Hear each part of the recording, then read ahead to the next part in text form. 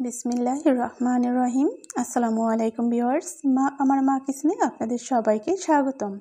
চলে এলাম আরও একটি দুর্দান্ত স্বাদের বিস্কুট রেসিপি নিয়ে।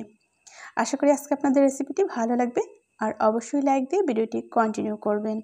যারা এখন আমার চ্যানেলটি সাবস্ক্রাইব করেনি, চ্যানেলটি সাবস্ক্রাইব করে যুক্ত হয়ে থাকবেন। দারুণ দারুণ রেসিপি উপভোগ করুন।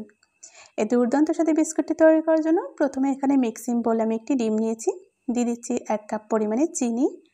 এখন আমি দিয়ে দিচ্ছি স্বাদ মতো লবণ, দিয়ে দিচ্ছি 1 চামচ পরিমাণে রান্নার রেগুলার সয়াবিন তেল।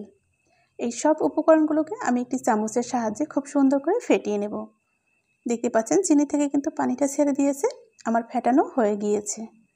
এখানে আমি দিয়ে দিচ্ছি 1/2 কাপ পরিমাণে আটা। কতটুকু আটা লাগবে তা কিন্তু মিক্সড করার পর আপনাদের বলে দেব। দিয়ে দিচ্ছি এখানে 4 চামচ পরিমাণে ডিপ্লোমা গুঁড়ো দুধ, 1/2 চামচ পরিমাণে বেকিং পাউডার। আমি এখন একটি চামচ দিয়ে এই সব উপকরণগুলোকে খুব সুন্দর করে মিক্সড করে নেব।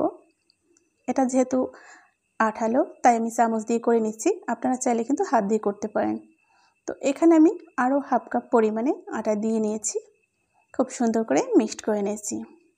আপনারা দেখে বুঝতে পারছেন কতটা আঠালো হয়েছে এই ব্যাটারটা। তো ঠিক যখন এরকম হয়ে যাবে, দেখতেই পাচ্ছেন কতটা আঠালো। তো এখন আমি এটাকে ঢাকনা দিয়ে ঢেকে দেবো ঠিক 10 মিনিটের জন্য, যাতে এটা সেট হতে পারে। ফিরে আসলাম 10 মিনিট পর। দেখতে পাচ্ছেন ব্যাটারটা কিন্তু এখন ডোয়ে পরিণত হয়েছে। কতটা শক্ত হয়েছে আশা করি দেখেই বুঝতে পারছেন। আপনারা যদি প্রথম থেকে শেষ পর্যন্ত এই ভিডিওটা দেখেন, অবশ্যই এরকম একটি স্বাস্থ্যকর বিস্কুট আপনিও বাসায় তৈরি করতে পারবেন। আমি হাত দিয়ে মেখে একটি ডো তৈরি করে এটাকে বোটের উপর নিয়েছি এবং উপর দিয়ে একটু আটা ছিটিয়ে দিয়ে একটা বেলনা দিয়ে খুব সুন্দর একটি মোটা রুটি তৈরি করে নিয়েছি।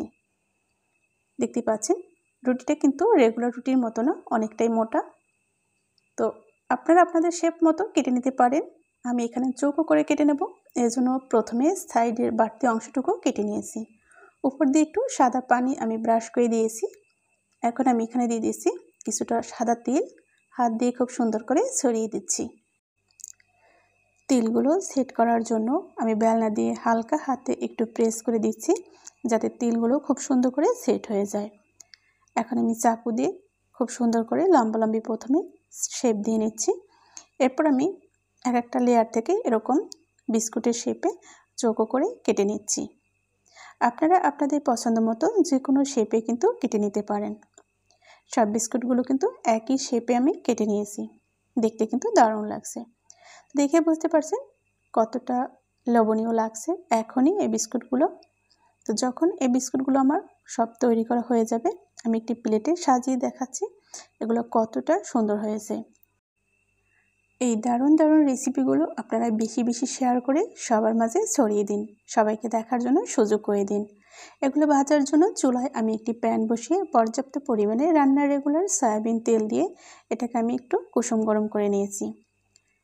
কুসুম গরম তেলের মধ্যে আমি একে একে সব নাস্তাগুলো দিয়ে দিচ্ছি।